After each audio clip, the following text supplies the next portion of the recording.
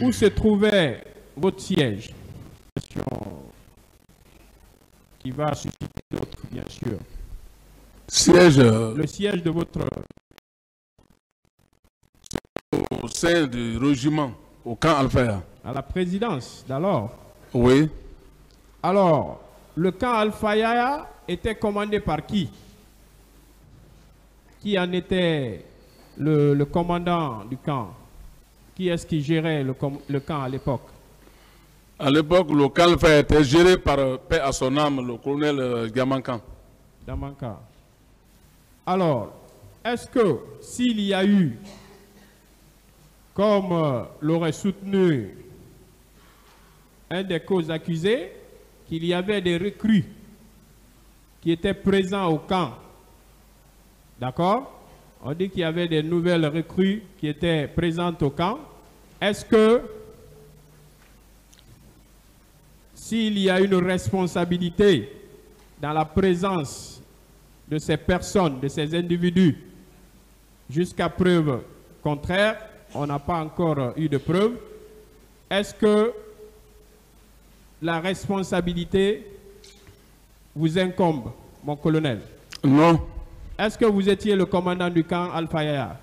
Je n'ai jamais été le commandant du camp Alpha. Sur la question de ces recrues, vu que c'est vous qui comparaissez aujourd'hui devant ce tribunal, est-ce qu'on peut vous imputer la responsabilité de ces recrues du moment où vous n'étiez pas commandant du camp Al-Fayaya, vous n'étiez pas responsable de recrutement au sein du gouvernement, parce que vous n'étiez pas ministre de la Défense quand même. Est-ce qu'on peut vous imputer la responsabilité de ces recrues? Selon vous, est-ce que vous êtes responsable des recrues? Non.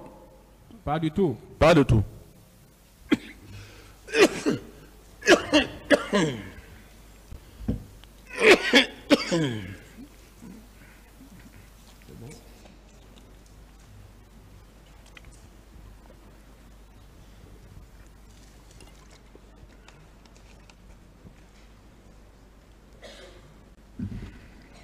Mon commandant et mon colonel, excusez-moi, autant pour moi.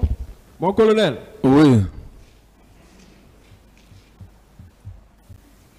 vous connaissez le camp Kamayen?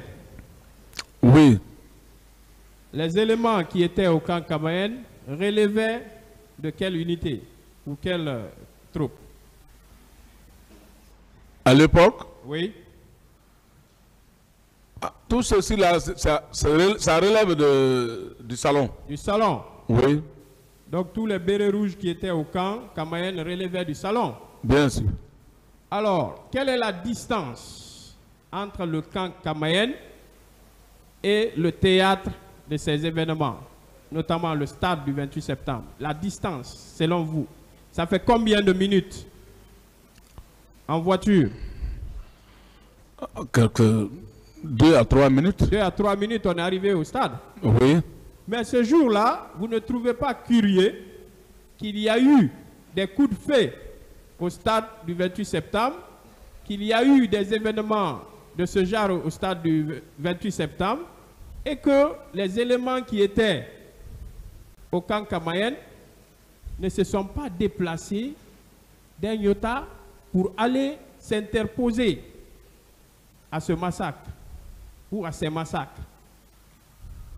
Vous ne trouvez pas curieux cela? Oui, c'est curieux. C'est curieux, n'est-ce pas? Oui. Est-ce que, à cette allure, vu que c'est le salon qui commandait ces hommes, et le salon était commandé par qui? Le salon était commandé par le commandant Toumba. Par commandant Boubacar Diakité, alias Toumba. Oui. Donc ces hommes étaient au camp Kamayen. Si, le Kamayen est commandé par le salon.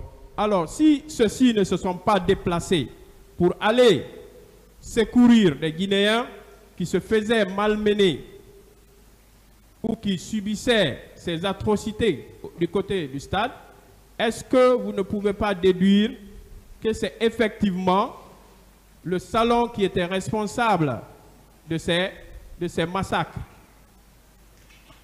On peut penser comme ça. On peut penser comme ça. On peut penser que c'est le salon. Tous les éléments donc qui étaient au salon sont impliqués dans ces massacres. Si. N'est-ce pas? Merci.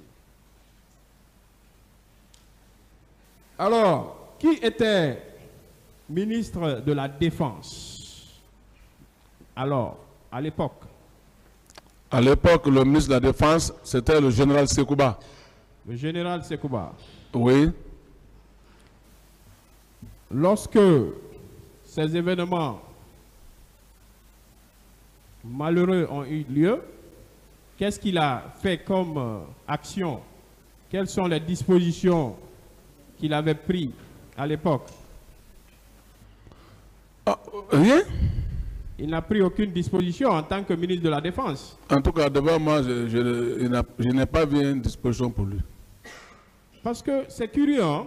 En tant que ministre de la Défense, et vous apprenez que ce sont des militaires qui ont fait irruption dans un lieu où il y avait un meeting de partis politiques, mais par la suite, il n'y a pas eu d'action. Donc vous ne trouvez pas le paradoxe à ce niveau?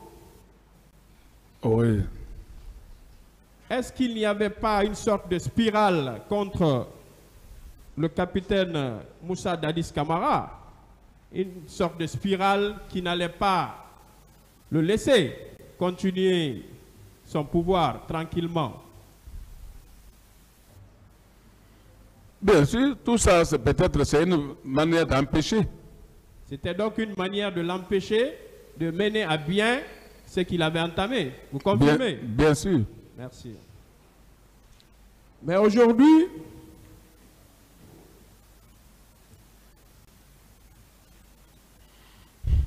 on a tendance à faire croire que vous étiez un ministre sans aucune attribution, que c'était une forme de récompense. Alors, mon colonel, oui. Lorsque vous êtes ministre en charge de la sécurité présidentielle, d'accord? Oui. Et que le président d'alors, le capitaine Dadis, vous confiait des missions pour aller traquer des militaires armés en situation de désertion qui se sont emparés de véhicules appartenant à l'armée avec d'autres biens. Est-ce que ces missions ne relevaient pas, selon vous, d'un secret d'État? Est-ce qu'on avait besoin de mettre ça sur la place publique? Est-ce qu'on avait besoin de ça? Non. Est-ce que vous aviez besoin à l'époque de dire à l'opinion que le président vous a envoyé en mission à Manéa? On n'a pas besoin de dire vous ça. Vous n'en avez pas besoin. Merci. Même les agents qui ont bougé avec moi, je ne peux pas les mettre au courant. De la mission. Oui. Donc ils sont partis sans connaître la destination ni connaître l'objectif pour lequel vous vous rendiez à Manéa. Voilà. C'est quand on est au terrain qu'on doit les faire savoir dans quelques minutes. Ça s'appelle donc le secret d'État. Merci. Alors, vous savez, mon colonel, je vous crois et je crois en votre sincérité. Croyez-moi. Vous n'êtes pas un bavard. Mon colonel. Oui. L'armée guinéenne, on va y arriver à la grande miette. L'armée guinéenne, connaissez le nombre de son effectif, les éléments qui composent cette armée. Au moment des faits, il y avait combien de militaires à Conakry seulement? Ça, je ne peux pas déterminer le nombre. Vous ne pouvez pas déterminer le nombre. Oui. Mais il y avait quand même plus de 10 000 militaires. Plus. Plus. Sûrement. Mais à Conakry, simplement, tous les militaires qui étaient à Conakry, si on s'était levé pour secourir ces personnes au stade, est-ce qu'on allait assister à ces massacres ce jour-là? Non. Pourquoi c'est vous, mon colonel Claude Pivy, qui est à la barre de ce tribunal? Pourquoi c'est vous? Cela ne vous étonne pas? Ça m'étonne parce que je suis accusé. Vous n'étiez pas le haut commandant de la gendarmerie, vous n'étiez pas chef d'état-major, vous n'étiez pas ministre de la Défense, n'est-ce pas? Bien sûr. Alors, lorsqu'on parle ici de la tenue de réunion à la veille de ces massacres, j'aimerais comprendre, est-ce que vous aviez pris part à une quelconque réunion la veille du 28 septembre? Je n'ai jamais assisté à telle avec réunion. le président capitaine Dadis. Non, je n'ai jamais assisté à une réunion. On a dit réunion. dans cette salle qu'il y a eu une réunion et que voilà, des instructions ont été données au cours de cette réunion. Est-ce que vous avez pris part à une telle réunion? Je n'ai jamais assisté à ces réunions pareilles. Donc, ça relève également de l'imaginaire. C'est ça? Je n'ai jamais assisté Vous n'avez jamais pris part à une telle réunion? à une telle réunion.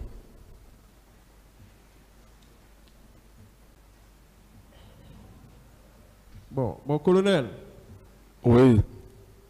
vous conviendrez avec moi que pas mal de choses ont été dites dans cette salle. Mais vu que certaines déclarations ne nous intéressent pas, en tant que votre conseil, je me fais quand même le devoir de vous poser un certain nombre de questions et vous allez me faire plaisir de répondre par oui ou non. D'accord? D'accord. Mon colonel,